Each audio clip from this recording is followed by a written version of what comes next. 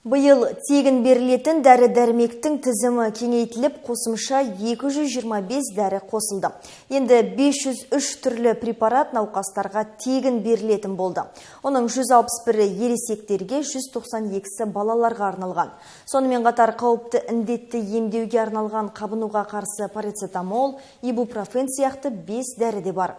Мамандардың айтуынша, мәмс жүйесіне тіркелгендердің арасында жұқпалы, паразиттік, саңырау құлақ инфекциялары, ас қорыту, жүйке жүйесінің аурулары сынды аурулары, яғни белгіленген 64 топ ауру бойынша дәрілерді тегін ала алады.